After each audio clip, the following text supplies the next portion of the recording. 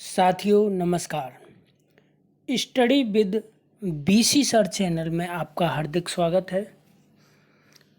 तो साथियों फिर से लेकर आए हैं हम रीट शिक्षण विधि टेस्ट नंबर 3, जिसमें कि हिंदी की शिक्षण विधियों से संबंधित मोस्ट एवं इम्पोर्टेंट क्वेश्चंस हम लेकर आ रहे हैं।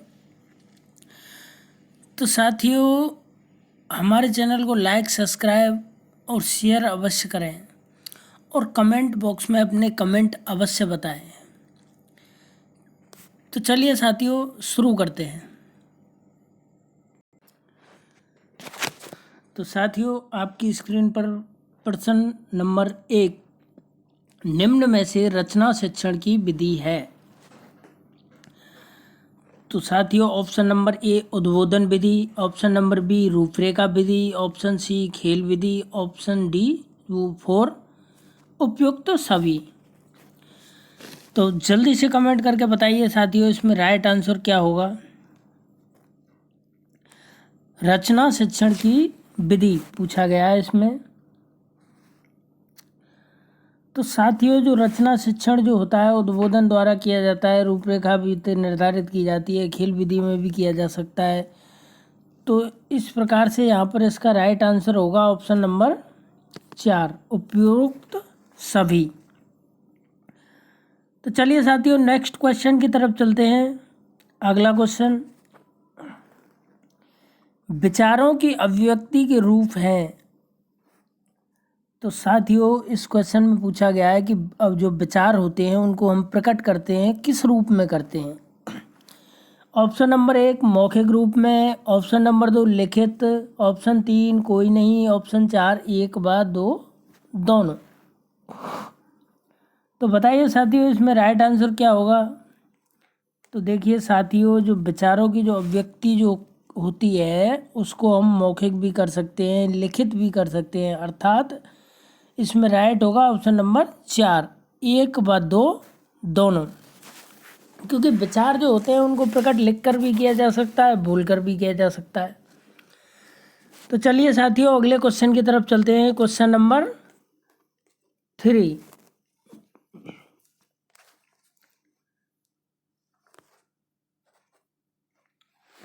निम्न में से भाषा विकास का प्रथम चरण क्या है। तो देखिए इसमें पूछा गया है कि निम्न ऑप्शन दिए हुए इनमें से भाषा के विकास जो होता है उसमें प्रथम चरण कौन सा रहता है। ऑप्शन नंबर 1 पढ़ना, ऑप्शन नंबर 2 सुनना, ऑप्शन 3 लिखना, ऑप्शन 4 बोलना। तो जल्दी से बताइए साथियों इसमें राइट आंसर क्या होगा। और हाँ साथियों हमारे चैनल को लाइक, सब्सक्राइब, शेयर अवश्य करें, जिससे कि हमें आपका मोटिवेशन मिल सके, जिससे कि हम आपके लिए और अधिक मेहनत करके और अधिक बढ़िया क्वेश्चन इधर उधर से कलेक्ट करके लेकर आ सकें, जिससे कि रीट के पेपर में आपका स्कोर अद्वितीय रहे। तो साथियों इसमें सबसे पहला क्वेश्चन वो जो कौशल वो भाषा का विकास जो होता है वो सुनना होगा इसमें राइट आंसर। क्योंकि पढ़ना बाद में सीखता है, लिखना बोलना ये सब बाद में सीखता है बच्चा। प्रथम में जो सुनना जो होता है वो उसकी भाषा के विकास का प्रथम चरण होता है। सुनकर ही वो है यह जान पाता है कि भाषा क्या है, किस चीज़ को क्या बोला जाता है। तो इसलिए प्रथम चरण जो होगा वो होगा सुनना। तो चलिए साथियों अगले क्वेश्चन की तरफ चलते हैं। क्वेश्चन नंबर 4 निम्न में से कौन सी शिक्षण विधि प्रगतिवादी सिद्धांतों पर आधारित है। तो साथियों यहाँ पूछा गया है प्रगतिवादी सिद्धांतों पर निम्न में से कौन सी विधि आधारित है। तो ऑप्शन नंबर 1 प्रश्नोत्तर विधि, ऑप्शन नंबर 2 आगमन विधि, ऑप्शन नंबर 3 है निगमन विधि, ऑप्शन 4 होगा समस्या समाधान विधि। तो बताइए बच्चों जल्दी से इसमें कमेंट करके बताइए राइट आंसर क्या होगा ऑप्शन नंबर वो प्रश्न नंबर 4 में। तो देखिए साथियों प्रश्न नंबर 4 में जो विधि शिक्षण विधि जो प्रगतिवादी सिद्धांतों पर आधारित है वो होगी समस्या समाधान विधि, यानी कि विकल्प नंबर 4 सही होगा। और साथियों जो प्रगतिवादी सिद्धांत पर जो आधारित है उसको समस्या समाधान विधि, और एक होती है मस्तिष्क उद्भेदन विधि। मस्तिष्क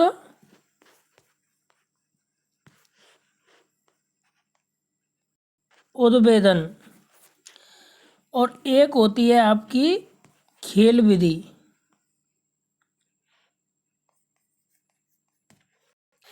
तो ये तीनों विधियां जो होती हैं वो प्रगतिवादी सिद्धांतों पर आधारित हैं। समस्या समाधान विधि, मस्तिष्क उद्भेदन विधि और खेल विधि, यह भी ध्यान रखें। तो चलिए साथियों अगले क्वेश्चन की तरफ चलते हैं। क्वेश्चन नंबर 5, वह विधि कौन सी है जिसका उपयोग चारों भाषाई कौशलों के विकास के लिए किया जाता है? इसमें विकल्प नंबर 1 सूत्र विधि, विकल्प 2 अनुकरण विधि, विकल्प 3 आगमन विधि और विकल्प 4 है निगमन विधि। तो बताइए साथियों इसमें राइट आंसर क्या होगा जल्दी से।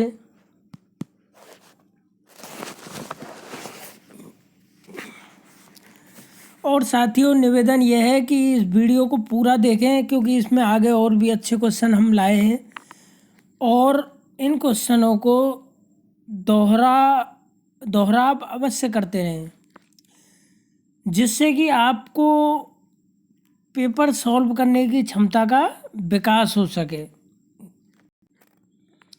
तो साथियों इसमें जो राइट आंसर होगा वो होगा ऑप्शन नंबर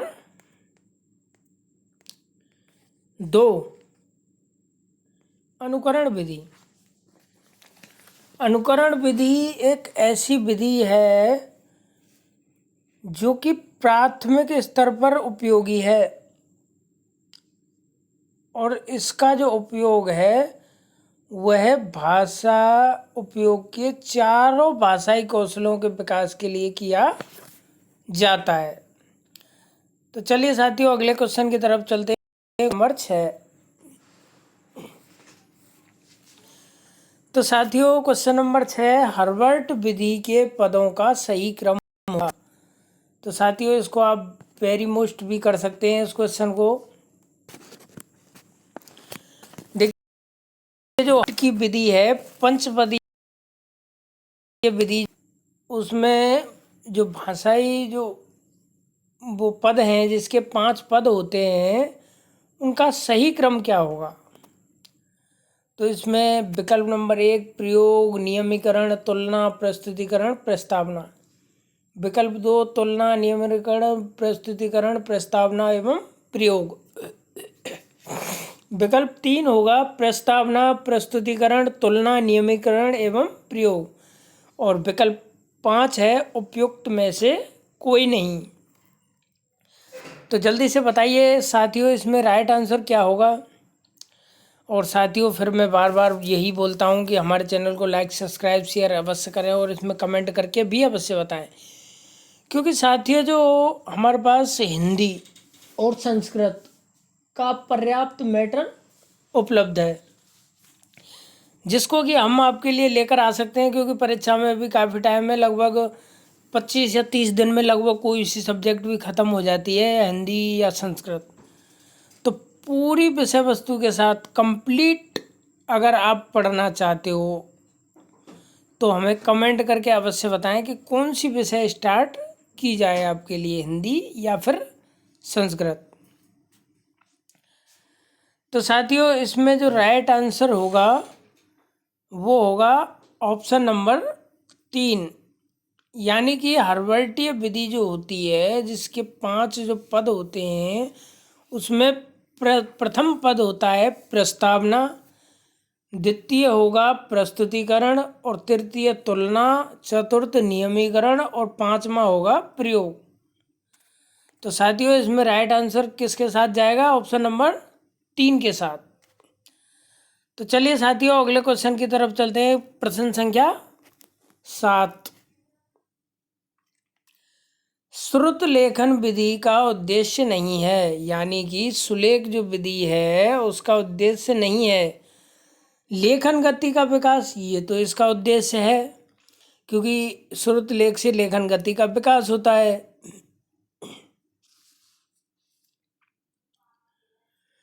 ऑप्शन नंबर 2 होगा इसमें वाचन गति का विकास, ये तो नहीं होगा इसमें, क्योंकि वाचन गति का जो विकास है वो सुलेख से उसका कोई संबंध नहीं है। हाँ, एकाग्रता का विकास होता है श्रुतलेख से, लेखन में शुद्धता का विकास होता है। तो साथियों यहाँ पर राइट जो होगा वो होगा ऑप्शन नंबर 2 कि श्रुतलेख विधि से वाचन गति का कोई भी विकास नहीं होता। क्योंकि वाचन गति का विकास जो होता है वो बोलने के कौशल से होता है। तो चलिए साथियों अगले क्वेश्चन की तरफ चलते हैं। क्वेश्चन नंबर 8, शिक्षा के क्षेत्र में फ्रोवेल का मुख्य योगदान क्या था? तो साथियों इसमें ऑप्शन नंबर 1 है बालवाड़ी का विकास, ऑप्शन नंबर 2 होगा किंडरगार्टन का विकास, ऑप्शन 3 1 व 2 दोनों, ऑप्शन 4 कोई नहीं। तो बताइए साथियों यहाँ क्या होगा राइट आंसर?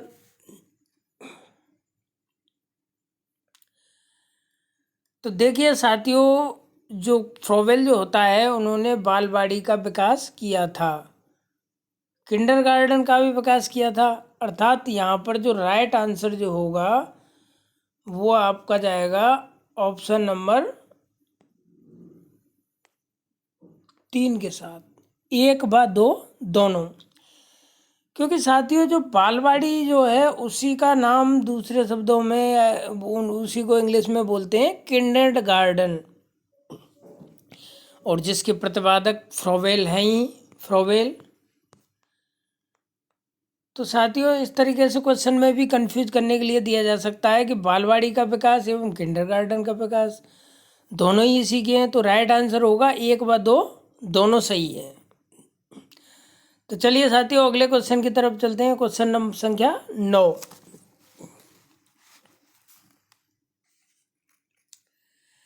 एनसीएफ में निम्न में से किस पर बल दिया जाता है?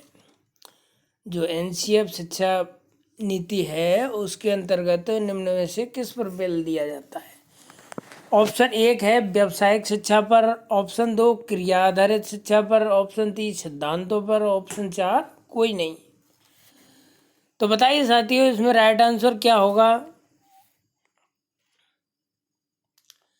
और साथियों हमारे चैनल को लाइक सब्सक्राइब शेयर अवश्य करें, जिससे कि हम इस प्रकार की वीडियोज भविष्य में लेकर आएँ और सटीक क्वेश्चन लेकर आएँ और अधिक मेहनत कर पाएँ। क्योंकि आपका जो मोटिवेशनल होता है उसी से हमें महसूस होता है कि कुछ लोग हमको सुनते हैं, जानने की कोशिश कर रहे हैं, तो हम आपके लिए कुछ अच्छा और अधिक बेहतर भी भविष्य में कर सकें। तो यहाँ पर जो राइट आंसर होगा वो होगा ऑप्शन नंबर 2, क्रिया आधारित शिक्षा पर जो बल दिया है वो किस में दिया है? एनसीएफ नीति में। तो चलिए साथियों अगले क्वेश्चन की तरफ चलते हैं। क्वेश्चन संख्या 10, सतत समग्र मूल्यांकन में C1 ग्रेड जो मिलता है वह कितने पर अंक पर मिलता है? सतत समग्र जो मूल्यांकन होता है उसमें एक ग्रेडिंग पद्धति होती है जिसमें C1 ग्रेड दिया जाता है, वह कितने अंक पर दिया जाता है? नंबर 1 71 से 85, ऑप्शन 2 है 81 से 90, ऑप्शन 3 है 51 से 60, ऑप्शन 4 होगा 60 से 70। तो बताइए साथियों इसमें जल्दी से राइट आंसर क्या होगा? तो साथियों इसमें जो राइट आंसर वो होगा ऑप्शन नंबर 3, 51 से 60 प्राप्तांक पर सी ग्रेड दिया जाएगा सतत एवं समग्र मूल्यांकन में। वेरी मोस्ट क्वेश्चन है, ध्यान रखने योग्य क्वेश्चन है। तो चलिए साथियों अगले क्वेश्चन की तरफ चलते हैं। क्वेश्चन नंबर 11, हिंदी विषय को प्रभावशाली बनाने हेतु उपयुक्त सामग्री है।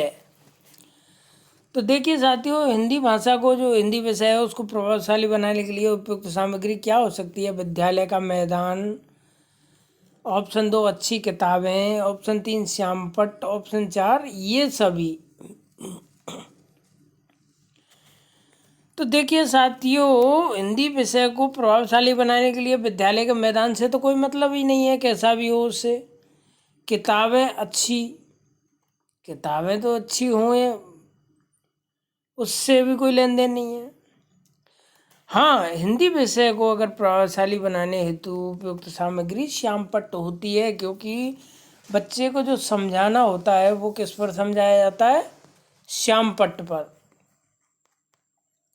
तो इसमें राइट क्या होगा? Option number 3 श्यामपट्ट।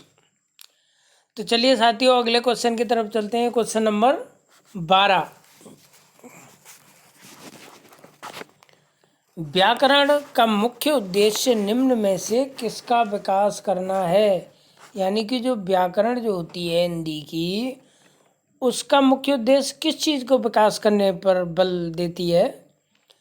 तो विकल्प नंबर 1 है बोलने के कौशल का विकास करती है, विकल्प 2 लिखने के कौशल का विकास, विकल्प सी पढ़ने के कौशल का विकास, विकल्प डी या फिर 4 होगा उपयुक्त सभी कौशलों का विकास।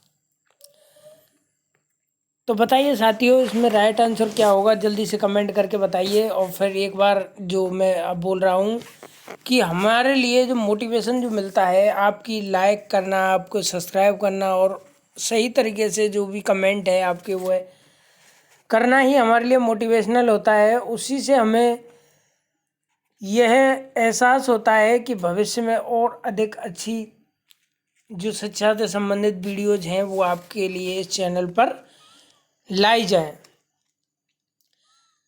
तो बताइए साथियों, इसमें राइट आंसर क्या होगा? तो इसमें जो राइट आंसर होगा वो होगा ऑप्शन नंबर 4, उपयुक्त सभी कौशलों का विकास। यानी कि बोलने के कौशल का भी विकास होता है, शुद्ध उच्चारण कर सकेंगे हम, लिखने के कौशल का भी विकास होता है क्योंकि शुद्ध लिख सकेंगे, पढ़ने के कौशल का भी विकास होता है क्योंकि व्याकरण की ज्ञान होगा तो शब्दों का सही स्वच्छ एवं शुद्ध उच्चारण हम कर सकेंगे। तो यहाँ पर ऑप्शन नंबर 4 के साथ आपका राइट आंसर जाएगा। तो चलिए साथियों, अगले क्वेश्चन की तरफ चलते हैं। क्वेश्चन नंबर 13, मौन पठन का प्रकार है। तो देखिए साथियों, इसमें पूछा है जो मौन वाचन या पठन होता है उसका प्रकार है। नंबर 1 आदर्श वाचन, नंबर 2 अनुग्रहण वाचन, नंबर 3 दृढ़ पठन, नंबर 4 सस्वर वाचन। तो बताइए साथियों, यहाँ पर राइट आंसर क्या होगा आपका?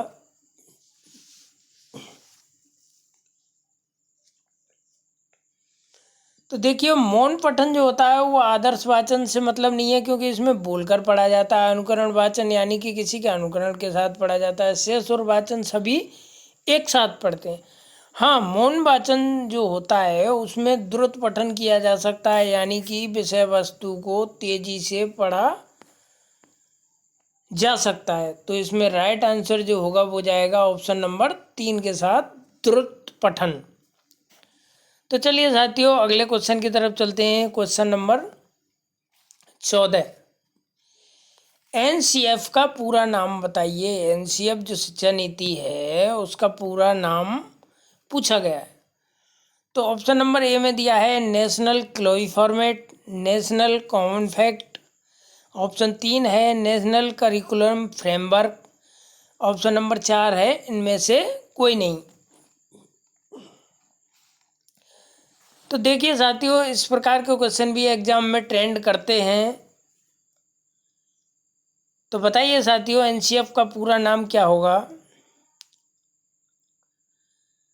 तो साथियों, ऑप्शन प्रश्न नंबर 14 में एनसीएफ का जो पूरा नाम होगा वो होगा नेशनल करिकुलम फ्रेमवर्क। यानी कि आंसर जो जाएगा अपना वो जाएगा ऑप्शन नंबर 3 के साथ, नेशनल करिकुलम फ्रेमवर्क। तो चलिए साथियों अगले क्वेश्चन की तरफ चलते हैं। क्वेश्चन नंबर 15,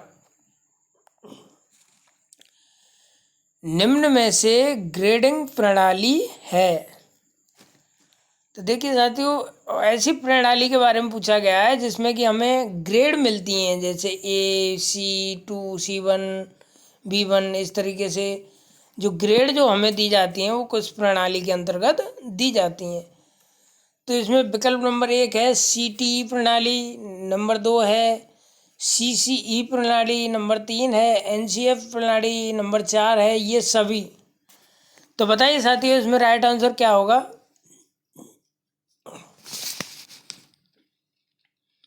तो साथियों इसमें जो राइट आंसर होगा वो जाएगा ऑप्शन नंबर 2 के साथ, कि CCE जो प्रणाली है उसके अंतर्गत ग्रेडिंग की जाती है। तो चलिए साथियों अगले क्वेश्चन की तरफ चलते हैं। क्वेश्चन नंबर 16, निम्न में से श्रवण कौशल का विषय नहीं है। नंबर 1 भाषण, नंबर 2 कहानी लेखन, नंबर 3 सस्वर वाचन, नंबर 4 प्रवचन देना।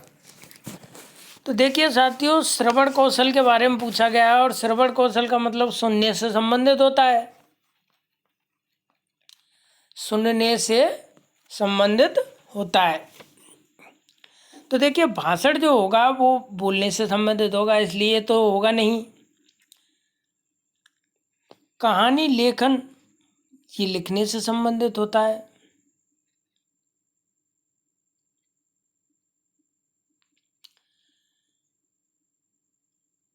तो देखिए श्रवण कौशल का विषय नहीं है। सॉरी दोस्तों इसमें रॉन्ग हो गया, क्वेश्चन पढ़ने में गलती हो गई हमसे। निम्न में से श्रवण कौशल का विषय नहीं है ये पूछा गया है। तो देखिए भाषण जो होगा ये बोलेंगे, श्रवण कौशल होगा, सस्वर वाचन में भी बोलेंगे और सुनना होगा, प्रवचन देने में भी बोलते हैं और लोग बाग उसको सुनेंगे। लेकिन कहानी लेखन में ऐसा कुछ नहीं है, बोलने सुनने का राग बिल्कुल नहीं है इसमें। इसमें केवल हमको लिखने पर ही ध्यान देना होता है। तो साथियों इसमें राइट आंसर जाएगा ऑप्शन नंबर 2 के साथ। ऑप्शन नंबर 2 होगा कहानी लेखन। तो राइट आंसर होगा ऑप्शन नंबर 2। तो चलिए साथियों अगले क्वेश्चन की तरफ चलते हैं। क्वेश्चन नंबर 17, डाल्टन शिक्षण विधि का विकास किसने किया था। तो देखिए साथियों यहाँ पर पूछा गया है डाल्टन जो शिक्षण विधि है उसका विकास जो है वो किसने किया गया था। ऑप्शन नंबर ए दिया हुआ है डाल्टन ने, ऑप्शन 2 है मिस हेलेन पार्कहर्स्ट ने, ऑप्शन नंबर 3 फ्रोवेल ने, ऑप्शन 4 दिया है बर्दिमल विलूम ने। तो बताइए साथियों इसमें राइट आंसर क्या होगा, जल्दी से कमेंट करके बताइए।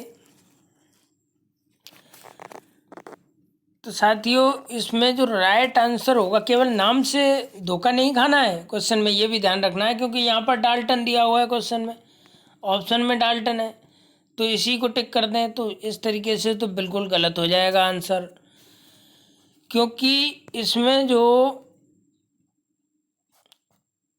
डाल्टन शिक्षण विधि जो है उसका विकास जो किया था वो किया था ऑप्शन नंबर 2 होगा इसमें right answer, miss Helen Parkhurst ने।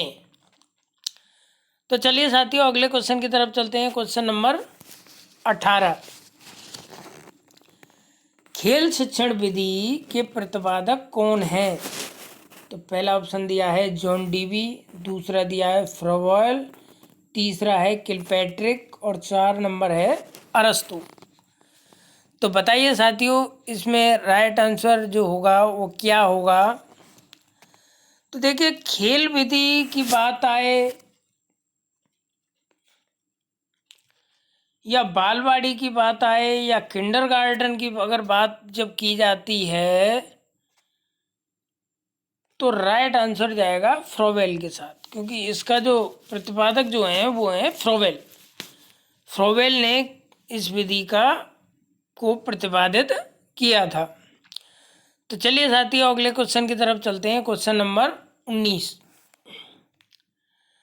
तो देखिए साथियों, इसमें पूछा गया है कि निगमन विधि मुख्यतः है। ऑप्शन 1 दे रखा है मनोवैज्ञानिक विधि है, ऑप्शन 2 है अमनोवैज्ञानिक विधि है, ऑप्शन 3 बेकार विधि है, ऑप्शन 4 इनमें से कोई नहीं। तो साथियों जल्दी से कमेंट करके बताइए कि क्या होगा इसका राइट आंसर। तो देखिए साथियों, इसमें जो राइट आंसर होगा वो जाएगा ऑप्शन नंबर 2 के साथ, कि जो निगमन विधि है वो मुख्यतः कैसी है, अमनोवैज्ञानिक विधि है, क्योंकि बेकार तो इसको नहीं बोल सकते। मनोवैज्ञानिक ये है नहीं, क्योंकि मनोवैज्ञानिक जो होती है वो कौन सी होती है, आगमन विधि। और ये जो होगी वो कौन सी होगी, अमनोवैज्ञानिक विधि। तो देखिए साथियों एक चीज़ और यहाँ पर क्लियर कर दिए हम कि इन दोनों विधि जो आगमन निगमन है इनमें से किसी एक को ध्यान रखना होता है, दूसरी इसकी बिल्कुल उल्टी होती है। तो देखिए ये वो विधि है जिसमें कि नियम से उदाहरण की ओर बच्चे को पढ़ाया जाता है, कि पहले तो नियम बताया जाता है और फिर उसके उदाहरण दिए जाते हैं। नियम से उदाहरण की ओर जिस विधि में बात की जाए वो विधि भी कौन सी होती है, निगमन विधि। और ये कैसी विधि मानी जाती है, अमनोवैज्ञानिक विधि। तो चलिए साथियों अगले क्वेश्चन की तरफ चलते हैं, क्वेश्चन नंबर 20। व्याकरण शिक्षण के लिए उपयुक्त विधि। तो साथियों यहाँ पूछा गया है व्याकरण शिक्षण के लिए जो वो कौन सी होगी, निगमन विधि। तो साथियों ये तो नहीं है, क्योंकि अभी हम पिछले क्वेश्चन में पढ़ चुके हैं कि ये अमनोवैज्ञानिक विधि है। अमनोवैज्ञानिक उद्बोधन विधि ये तो है ही नहीं, उपयुक्त तो सभी हो नहीं सकती, क्योंकि इसमें से दो अलग हैं बिल्कुल। तो साथियों जल्दी से बताइए यहाँ पर राइट आंसर क्या होगा साथियों। और साथियों एक चीज़ और हम आपको बता दें कि आप हमारे चैनल को लाइक शेयर सब्सक्राइब अवश्य करें। और जो भाई इस वीडियो को देख रहे हैं सुन रहे हैं वो अगर चाहते हैं कि हिंदी या संस्कृत विषय का रीट लेवल 2nd और 1st के लिए विस्तृत अध्ययन अगर करना चाहते हैं तो हमें कमेंट करके अवश्य बताएं, क्योंकि आपके जब कमेंट आएंगे तो फिर हमारे लिए उत्साहवर्धक होंगे और हम और अधिक मेहनत करके उस चीज़ के बारे में आपको बता सकेंगे। क्योंकि हिंदी और संस्कृत से संबंधित पूर्णतः रीट के पेपर से संबंधित जो मैटर है वो पूर्णतः उपलब्ध है विस्तृत और शॉर्ट ट्रिकों के साथ। तो बताइए साथियों इसमें राइट आंसर जो है वो क्या होगा। तो साथियों इसमें जो राइट आंसर होगा ऑप्शन नंबर 3 होगा, आगमन विधि। और ये विधि एक ऐसी है जो कि उदाहरण से नियम की ओर चलती है, उदाहरण से नियम की ओर चलती है। और ये कैसी विधि मानी गई है साथियों, मनोवैज्ञानिक मानी गई है। तो देखिए साथियों जिसमें पहले नियम बताया जाए और फिर उदाहरण दिया जाए वो विधि तो आपकी कौन सी होगी, निगमन विधि। और जिस विधि में पहले उदाहरण दिए जाएं और फिर नियम बताए जाए वो विधि होती है आगमन विधि। और निगमन विधि अमनोवैज्ञानिक होती है और आगमन विधि मनोवैज्ञानिक होती है। तो साथियों इन जो बातें जो आगमन निगमन के बारे में जो बताई जा रही हैं उनको क्या है, आप एक नोट अवश्य कर लें और किसी एक विधि को कंठस्थ कर लें जिससे कि दूसरी विधि आपको क्लियर हो जाए। क्योंकि इन विधियों में कहीं से भी किधर से भी घुमा फिरा के 1 या 2 क्वेश्चन पूछ ही लिए जाते हैं। जैसा कि ये क्वेश्चन है कि व्याकरण शिक्षण के लिए उपयुक्त विधि, अब इसमें कुछ नहीं दिया, पूछ लिया बस कि उपयुक्त विधि कौन सी होगी, तो निश्चित है आगमन विधि होगी। क्योंकि निगमन विधि तो मनोवैज्ञानिक है, इसलिए उसको उचित कम माना गया है, इसको अधिक उचित माना गया है, जो कि मनोवैज्ञानिकों द्वारा मान्यता प्राप्त है।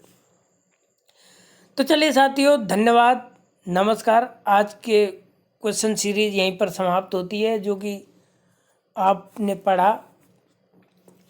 तो थैंक यू दोस्तों for watching. Please like share subscribe my channel for latest updates. तो दोस्तों इस चैनल को लाइक शेयर सब्सक्राइब अवश्य करें जिससे कि भविष्य में जो लेटेस्ट अपडेट है वो आपके लिए समय समय पर प्राप्त होते रहें, और बेल आइकन को अवश्य दबाएं।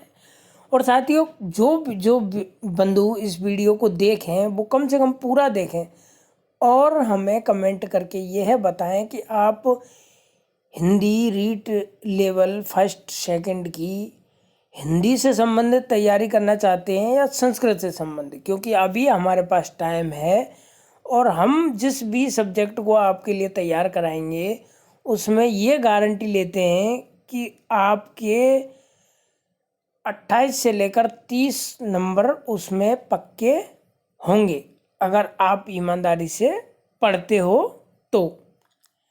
साथियों धन्यवाद, शुभ रात्रि।